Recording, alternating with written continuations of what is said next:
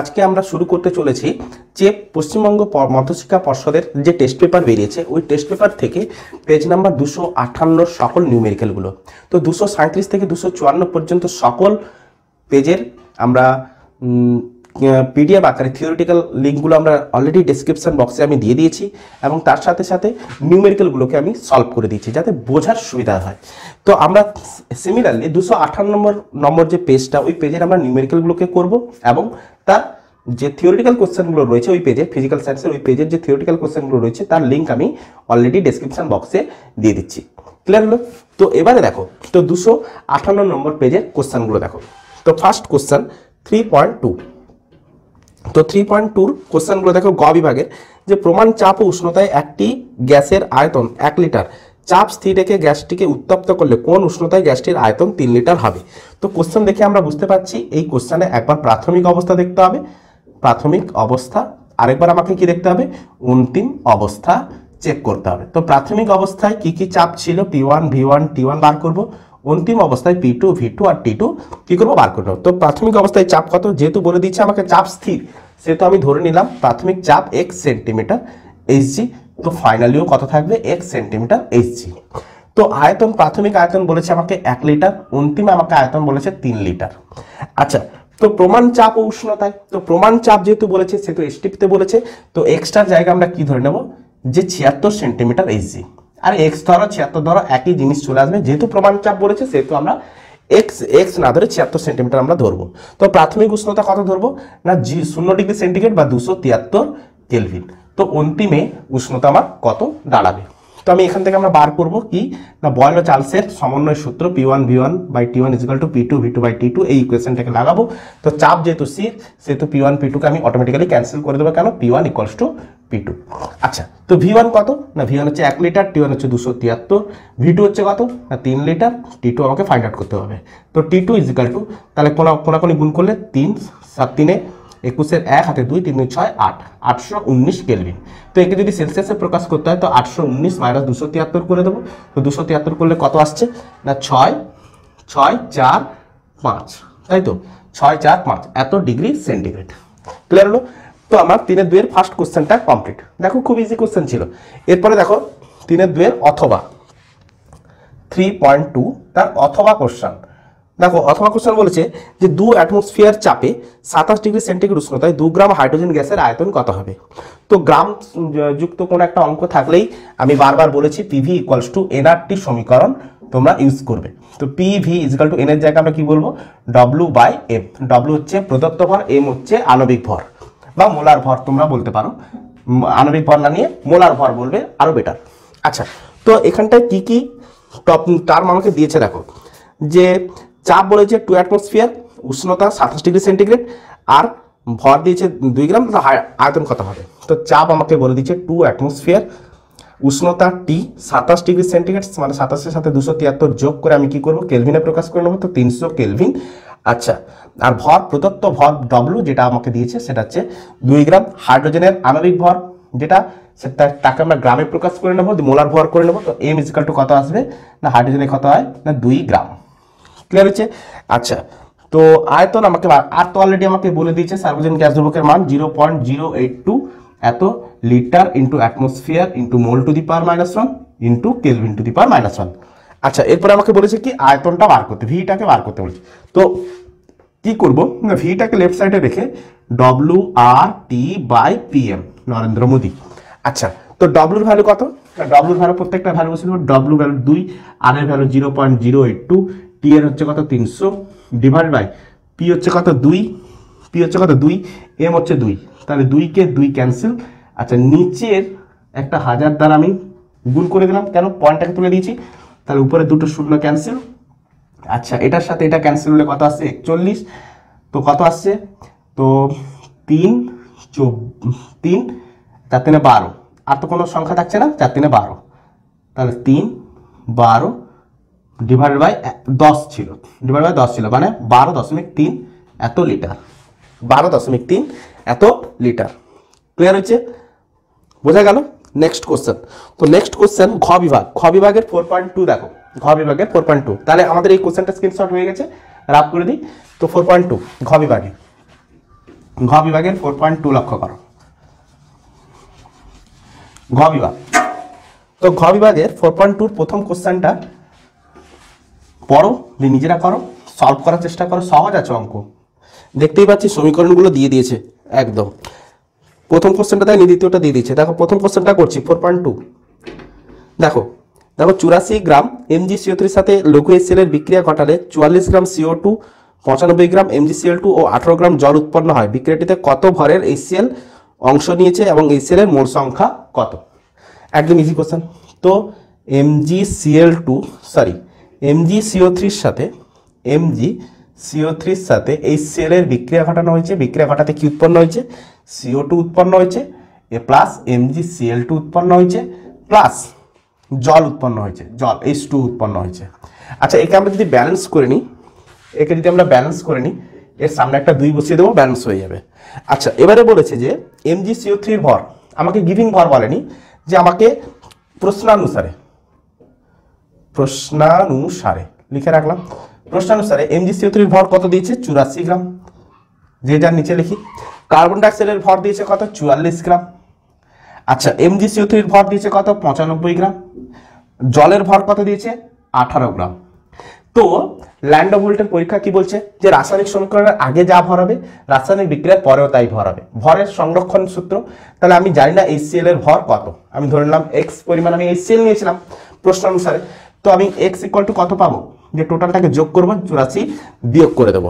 তো আমি একটু ক্যালকুলেটরের হেল্প নেব, ক্যালকুলেটরের সাহায্যে যোগটা আমি দ্রুত করে বিয়োগ করে দেবো। তো 44 প্লাস 95 প্লাস 18 মাইনাস 84, তো আসছে কত? 73।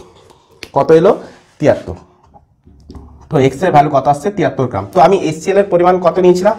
যে HCl আমাদের 73 গ্রাম ছিল, তাহলে ওই বিক্রিয়া ঘটাতে 73 গ্রাম আমি HCl নিয়েছি।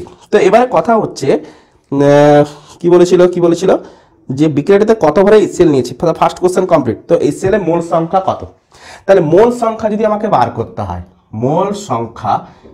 করতে হয়, তো প্রদত্ত ভর ডিভাইডেড বাই মোলার ভর, দ্বারা আমাকে ভাগ করতে হবে। তো মোলার ভর কত? না HCl এর মোলার ভর কত হবে?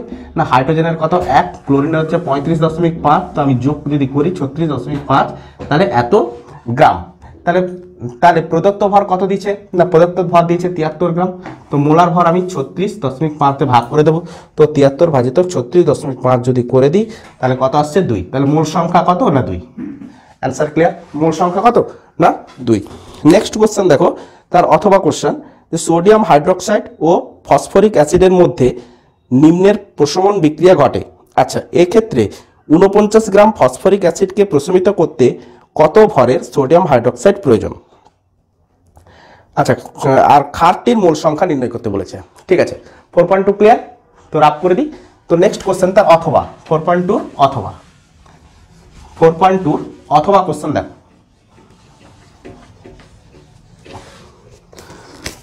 দেখো 4.2 অথবা কি বলেছে? আচ্ছা, তো আমি সমীকরণটা আগে লিখে নিই। 3NaOH plus H3PO4। দেখো প্রত্যেকের দেখতে পাচ্ছি পারমাণবিক ভর দিয়ে দিয়েছে, Na3PO4 প্লাস 3H2O। আচ্ছা, তো সমীকরণ থেকে NaOH এর ভর কত আমি আগে বার করব, আর ফসফরিক অ্যাসিডের ভর কত আমি বার করব। ক্লিয়ার? তো 3 ইন্টু সোডিয়াম কত হচ্ছে? না সোডিয়াম 23 প্লাস অক্সিজেন 16, হাইড্রোজেন 1। আচ্ছা, ফসফরিক অ্যাসিড কত হবে?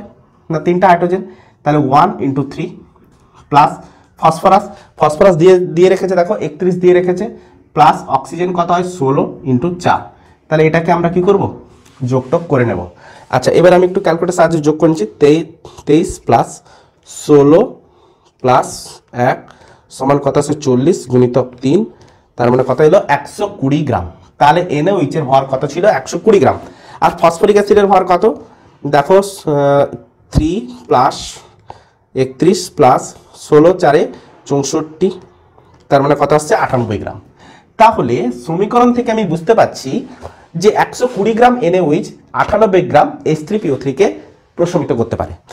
অর্থাৎ আমি যদি একে ঘুরিয়ে লিখি যে 98 গ্রাম H3PO4 H3PO4 120 গ্রাম NaOH প্রশমিত করে।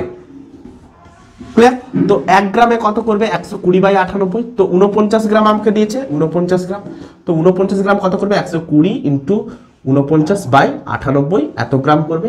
তো 49 কে 2, এটা কত হলো? 60। তো কত গ্রাম করবে না? 60 গ্রাম NaOH প্রশমিত করবে।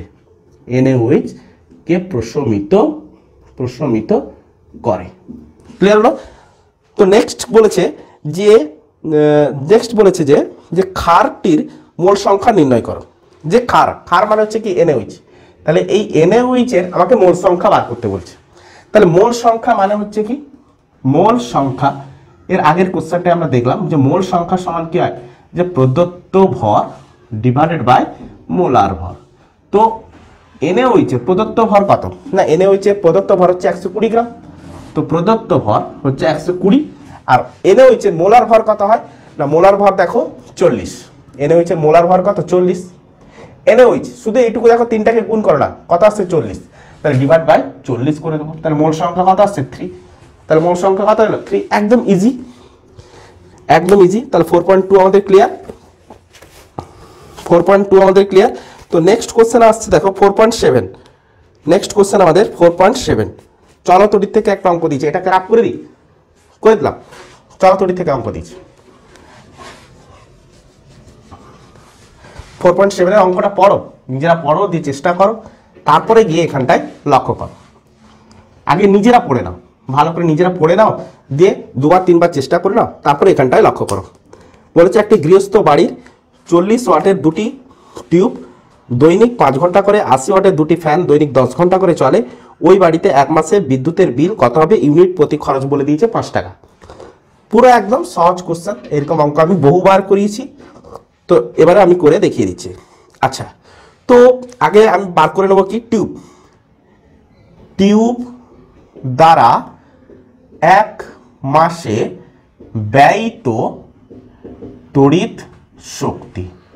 টিউব দ্বারা 1 মাসে ব্যয়িত তড়িৎ শক্তি, মাসে বলেছে, তাহলে আমি ফর্মুলা কি বসাবো? Watt into hour by 1000। তাহলে টিউব কটা রয়েছে? 2টো টিউব রয়েছে, তো এক একটা 40, মানে টোটাল হচ্ছে 80 ওয়াটের। আচ্ছা, তো আওয়ার কত? না, প্রত্যেকদিন 5 ঘন্টা করে চলছে, 30 দিন বাই কি করলাম? 1000 দিয়ে ভাগ করে দিলাম। ক্লিয়ার হলো? আচ্ছা, তো একে আমরা কাটাকাটি যদি করে নিই, 5 দুনে 10, এটা যদি করে নিই 4, তার মানে কত আসছে? 12 বিওটি। আচ্ছা, এত বিওটি বা এত ইউনিট আমরা লিখতে পারি। নেক্সট আসছে কি না? ফ্যান দ্বারা 1 মাসে ব্যয়িত তড়িৎ শক্তি কি করব? Watt into hour by 1000 equals to আমি কি করব? তো টোটাল ওয়াট কত?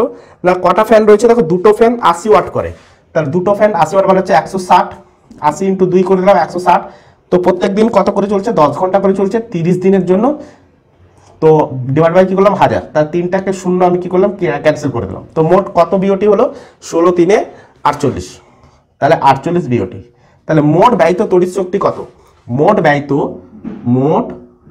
বিওটি বা ব্যয়িত তড়িৎ শক্তি আমরা কত করব? 12 প্লাস 48 সমান কত আসছে? 60 বিওটি। ক্লিয়ার হলো? 60 বিওটি। তারপরে প্রতি ইউনিট বলে দিয়েছে 5 টাকা। অতএব মোট খরচ দেখুন, এর পরেই চলে এলো মোট খরচ। তাহলে 1 বিওটি হচ্ছে 5 টাকা, তাহলে 60 বিওটি কত হবে? 60 গুণিতক 5 করে দেবো। তো কত খরচ হবে? 300 টাকা। তাহলে ওই মাসে ওই গৃহস্থ বাড়িতে কত টাকার বৈদ্যুতিক বিল আসবে? 300 টাকার বিল আসবে। তো আজকের মতো আমাদের এতটুকুই থাকলো। 258 নম্বর পেজের সমস্ত নিউমেরিক্যাল এবং থিওরিটিক্যাল কোশ্চেনগুলোকে তোমরা পিডিএফ আকারে এবং নিউমেরিক্যালগুলোকে এখানটায় দেখে দেখে সলভ করতে পারবে। তো আই হোপ তোমরা এতটুকু ভালোভাবে বুঝতে পেরেছো, এবং পরীক্ষায় ভালো রেজাল্ট করলে অবশ্যই কত মার্ক পেলে কমেন্ট বক্সে এসে জানাবে। তো আজকের মতো এতটুকুই থাকলো। Best of luck.